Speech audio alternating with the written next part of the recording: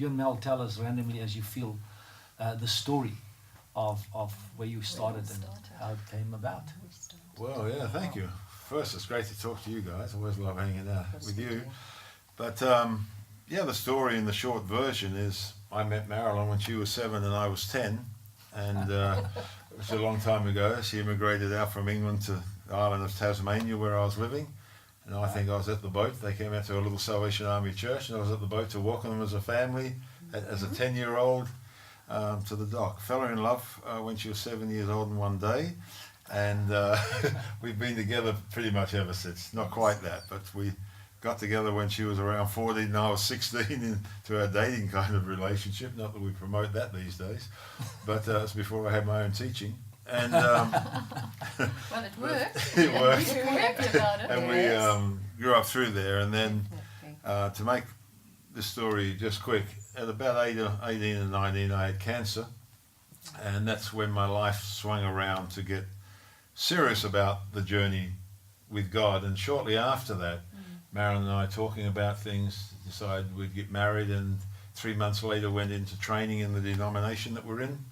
And that decade, we got married on the first day of 1970, and that decade pretty well was the birth of everything that we've lived in ever since. Yes. In that decade we got married, went to Bible college, trained for 2 years, became Salvation Army officers in that denomination, came out, went to England for a trip, came back, got excommunicated from church life that we were then touching in new ways, went back, broken, started in England, went through 4 years of restoration, started Church of the Nations. All that was in a 9-year period. Wow. Just a decade of life. So I like saying to young sons today, give God a decade and he's got the rest of your life, because there's nowhere to go after that. And even in spite of the hardship and the difficulty, those were the things that God used to build and lay deep foundations in your heart of what you believe in today, isn't it? Almost everything. Yes. Yeah. Everything I have as foundations happened in that period. Understanding the Father heart of God,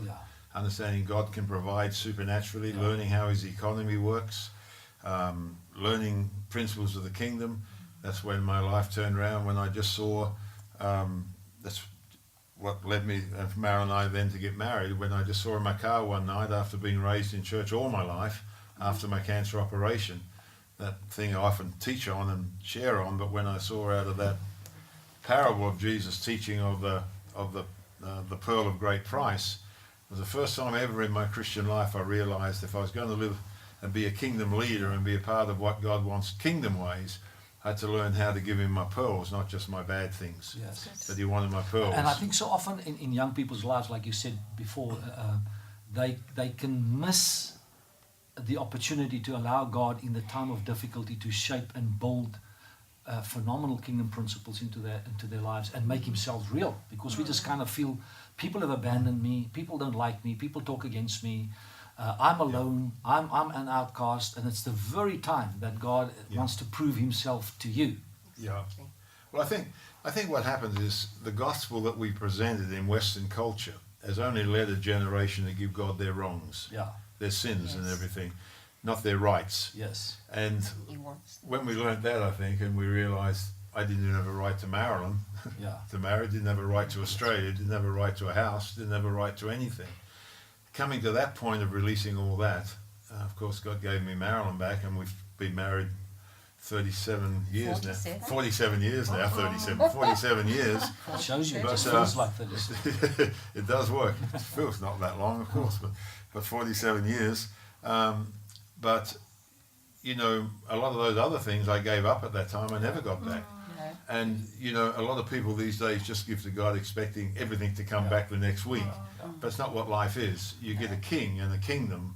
And when you get a king, you realize the only right you have is the rights to have no rights.